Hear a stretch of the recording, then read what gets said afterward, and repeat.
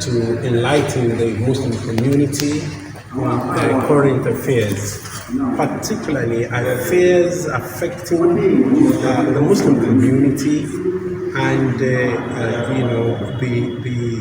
religion itself, and affairs affecting Nigeria and Nigerians. We see that we are also talking about security here. Yeah. How did you find ourselves in this situation? What actually went wrong? So many things went wrong, but first and foremost, we must know that without security, well, not much could be done. Without security, we can't observe, our religious duties. There will be no regular prayers, there will be no zakah, there will be no congregation. So security is fundamental to the practice of our deen, and we are very big stakeholders in security. So it is something that is of concern, great concern to us as Muslims, as Nigerians, as members of the community. But how did we find ourselves here? Unfortunately, it is complex because it is an interplay of factors ranging from negligence at home to proper upbringing of children to lack of distributive justice to lack of rule of law. It is a combination of these that culminated in the insecurity that is threatening our collective existence. You've had opportunity of addressing the power that the leaders of the country at different fora, and you made it then realize that the issue of security is getting out of hand. Do you think they are listening? Do you think they are doing anything to address this situation? Well, I hope they are listening, but I know there will be no quick fix to the security challenges of this country. As far back as last month, we met the president and we expressed our concern about the worsening insecurity situation in the country. And the president, promised that first he told us what the administration is doing, what they hope to do differently. We hope and pray that this is going to work. Our engagement with the authorities is continuous. While we do our own part, we continue to engage with them, towards ensuring that the security situation in the country is addressed and we have relative security. However, especially insurgency and banditry, there are no quick fixes to it. When bandits, insurgents take up arms in different parts of the country, it is not something that we can wish away, it's not something that we can solve. All we just want to ensure is that we are on course to addressing the issues. It is not only about law and order, it's not only about guns and bombs, but there are also social intervention programs that are necessary for stemming the tide. There is an angle of justice that must be ensured in order to reduce the level of discontent.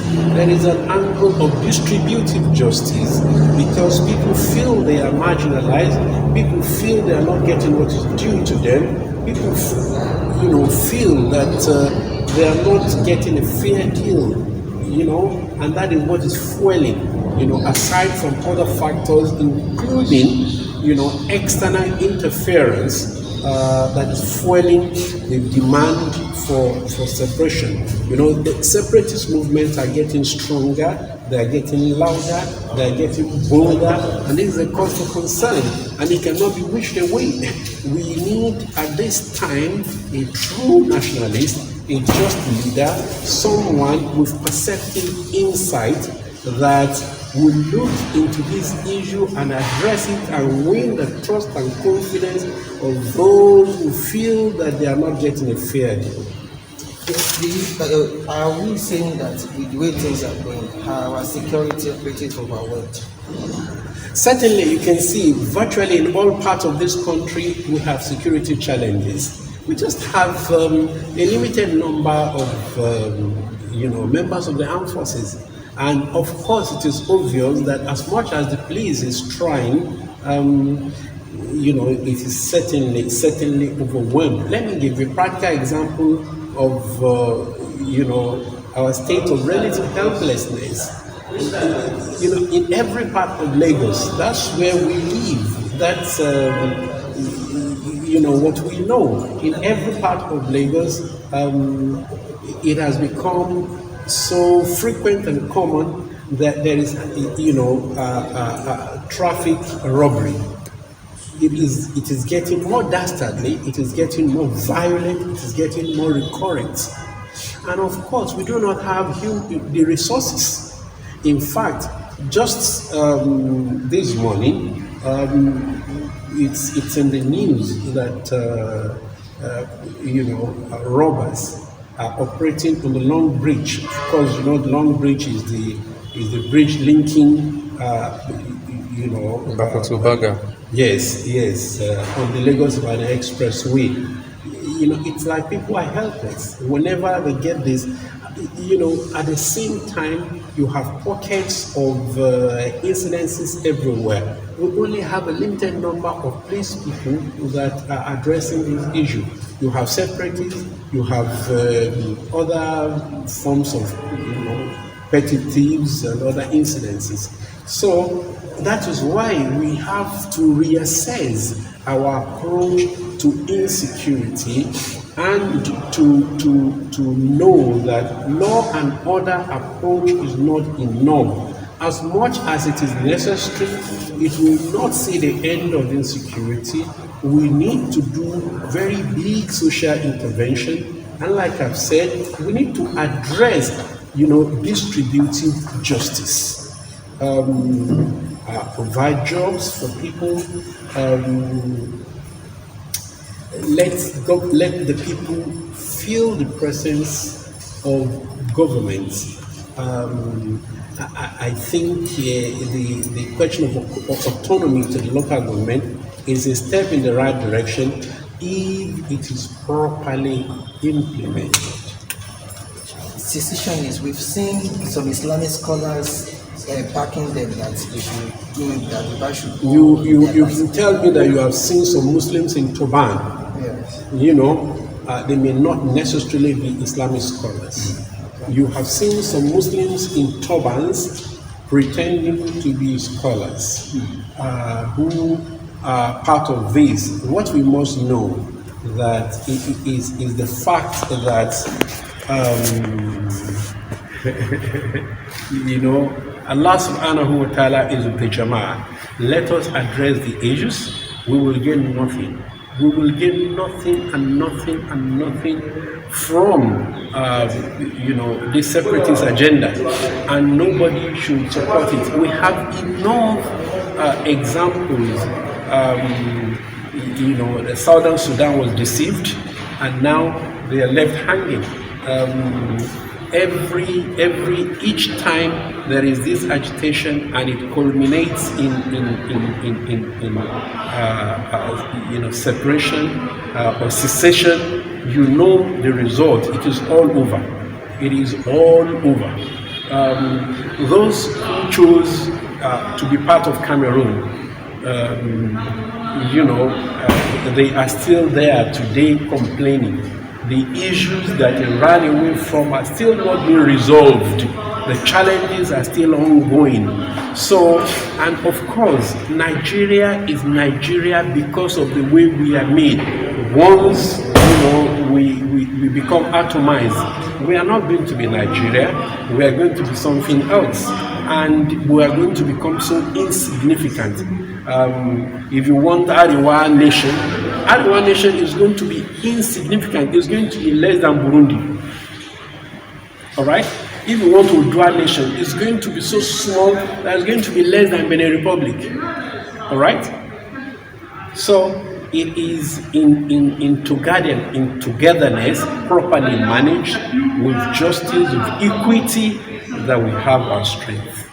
The way forward, sir. The way forward is part of what we have been saying. This is the time that we need true leaders. You know, it is not strange that at some point in the life of a nation, tendencies like these, separatist tendencies and all, will rear its ugly head. We need leaders who will rise above, primordial sentiments and who will be committed to justice, who will address these issues without emotion, with justice, with disinterestedness. This is what we need. I don't know the vehicle that is going to be used, but we need to build a national consensus, and it must be based on fairness. It must be based on equity. It must be based on justice. Who is going to ensure that we get this? That is the 1 billion naira question that we are trying to answer as a nation. Thank you. Just one question in addition to what All right. a lot of Muslims are saying that because the silence of Islamic scholars or Muslim scholars concerning the issue of insecurity, probably because the president is a Muslim and because of the sentiment, so we are suffering and spying by not speaking out. No. They are not being fair to scholars because they have not been silent at all. They have not been silent at all. They have been addressing this issue in their khutbah. They have been addressing it at conferences and seminars. But generally speaking, you know what kind of press the Muslims enjoy. We right now do not have, the media of our own, and nobody can tell a story like us. Now news about Muslim scholars and Islam is angled differently. What is news in the conventional media to the conventional media practitioners is bad news. If it is not bad news, it is not good news, because they do not expect that anything good will come from the Muslim scholars and the Muslim community. They have identified us, even those of us who are mortally opposed to Boko Haram.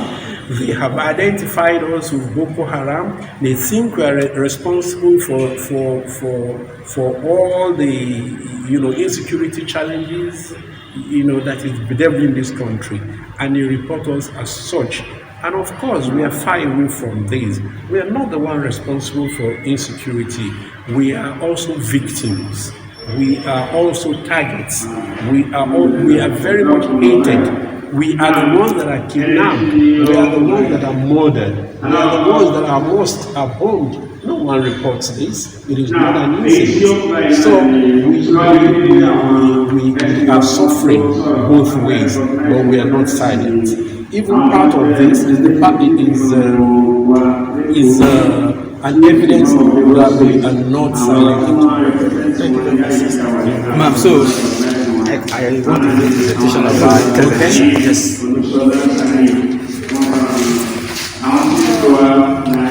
Intervention.